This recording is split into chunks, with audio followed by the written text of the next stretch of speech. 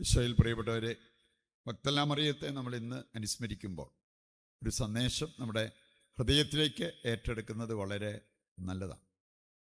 ഏത് കൊടിയ പാപിക്കും വിശുദ്ധരുടെ ആ ഗണത്തിൽ ഉന്നത സ്ഥാനം അലങ്കരിക്കാൻ സാധിക്കും എന്നുള്ള അസാധ്യതയാണ്. ഇന്നലകളിൽ എന്ത് സംഭവിച്ചു എന്നതിനെക്കുറിച്ചല്ല നമ്മൾ ഒരുപാട് ചിന്തിക്കേണ്ടത്. ഇനി മുമ്പോട്ടെങ്ങനെ ജീവിക്കാൻ പറ്റും.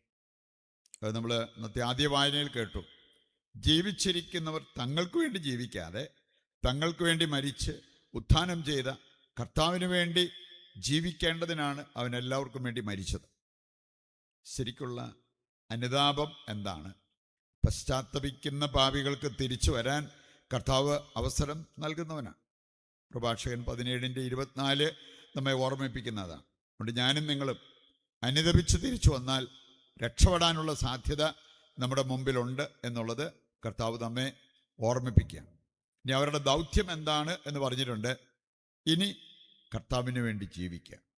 നമ്മളിത് ചെയ്യാതെ കുമ്പസാരിക്കുമ്പോൾ കണ്ണീരൊഴുകിയാലും നെഞ്ചത്തിടിച്ചെന്ന് പറഞ്ഞാലും അത് വലിയ കാര്യമായിട്ടൊന്നും കർത്താവ് കാണാൻ പോകുന്നില്ല.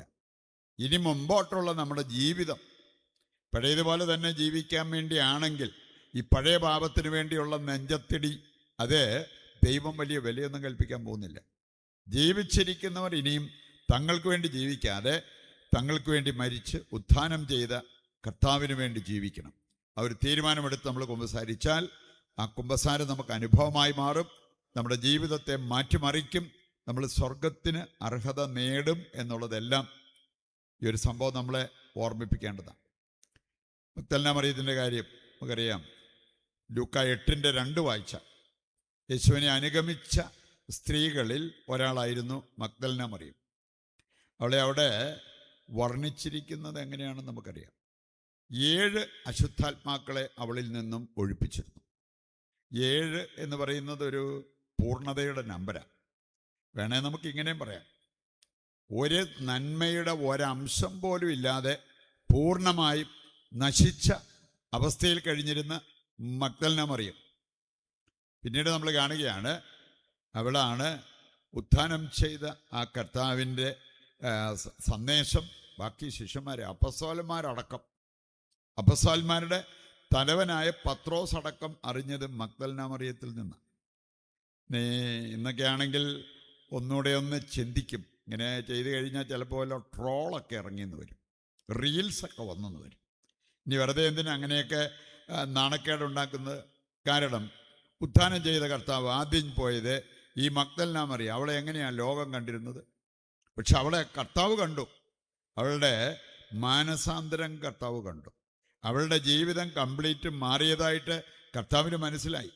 അതുകൊണ്ടാണ് ഈ ഉത്ഥാനം ചെയ്തെന്ന് അറിഞ്ഞുകൊണ്ടൊന്നുമല്ല മഗ്ദലന മറിയം വലിയ ഒരു സ്നേഹത്തോടെ, ഇംഗ്ലീഷിൽ എ പാഷനേറ്റ് ലവ് എന്ന് പറയാൻ പറ്റും. അതായിരുന്നു മഗ്ദലന മറിയത്തിനുണ്ടായിരുന്നത്. മാനസാന്തരപ്പെട്ട് കഴിഞ്ഞിട്ട് പിന്നെ അവൾക്ക് വേണ്ടി ചിന്തിച്ചിട്ടില്ല.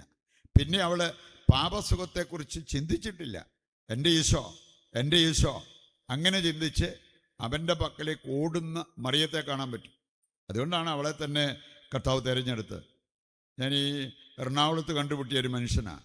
ആ പുള്ളി പറഞ്ഞത്, അച്ഛാ, എനിക്ക് ഈ ബിസിനസ്സിൽ വലിയ കഴിവോ കാര്യങ്ങളോ ഒന്നും ഇല്ലായിരുന്നു. ചെറിയൊരു കാര്യം അവിടെ തുടങ്ങിയതാണ്.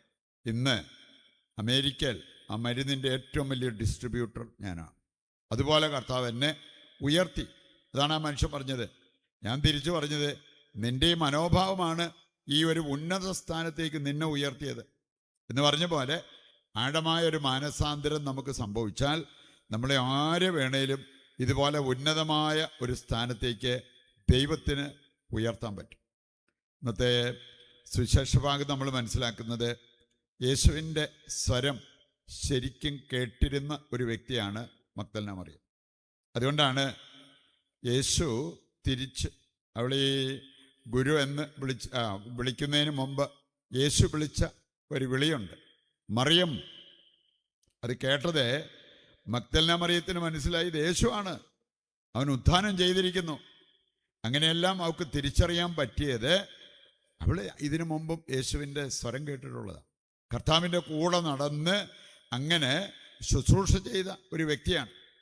അവളുടെ ജീവിതം എത്രമാത്രം മാറിയിരുന്നു എന്ന് കർത്താവ് മനസ്സിലാക്കി. അതുകൊണ്ടാണ് ഇങ്ങനെ ഒരു വിളി, ഇങ്ങനെ ഒരു ഭാഗ്യം മഗ്ദലന മറിയത്തിന് നൽകിയത്. ചില സംഭവങ്ങളൊക്കെ ബൈബിളിൽ നിന്നും നമ്മൾ മനസ്സിലാക്കാതെ പോയാൽ നമ്മുടെ പഴയ സ്വഭാവം തന്നെ നമ്മൾ പിന്നെയും കാണിച്ചുകൊണ്ടിരിക്കും.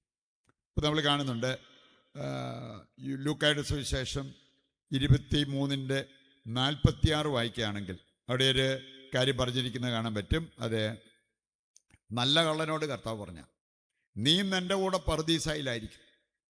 ചിലർ അതേക്കുറിച്ച് പ്രസംഗിക്കുമ്പം പറയാറുണ്ട്, അവൻ ജീവിച്ചിരുന്നപ്പോൾ ആവശ്യത്തിലേറെ അവസാനം സ്വർഗവും കട്ടെടുത്തു.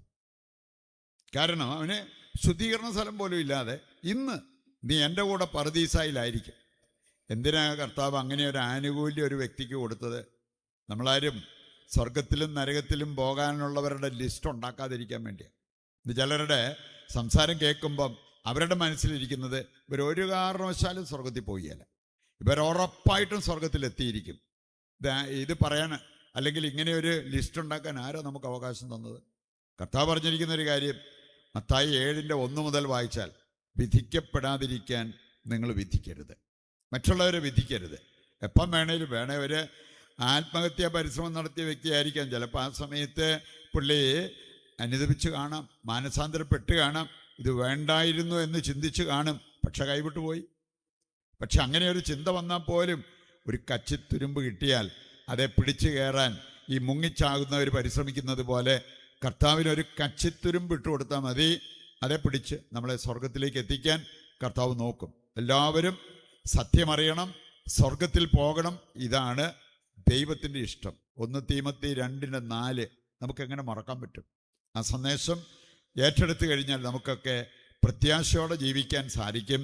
എന്നെയും വേണമെങ്കിൽ ദൈവത്തിന് സ്വർഗത്തിലെത്തിക്കാനായിട്ട് സാധിക്കും. ഈ അനുതാപം, അതുപോലെ പരിശുദ്ധ കന്യകാമറിയത്തിൻ്റെ മാധ്യസ്ഥം, ഇങ്ങനെയുള്ള കാര്യങ്ങളെല്ലാം സ്വർഗത്തിലേക്ക് നമ്മളെത്താൻ നമ്മളെ സഹായിക്കുന്ന കാര്യങ്ങളാണെന്ന് മനസ്സിലാക്കി ആ വഴിക്ക് നീങ്ങാനും സ്വർഗത്തിലെത്താനും നമുക്ക് ദൃഢനിശ്ചയമുള്ളവരാകാം. അതിനുവേണ്ട കൃപയ്ക്കായി ഇന്നത്തെ ബലിയിൽ ദൈവത്തോട് പ്രാർത്ഥിക്കുകയും മഗ്ദലന മറിയത്തിൻ്റെ മാധ്യസ്ഥം തേടുകയും ചെയ്യാം.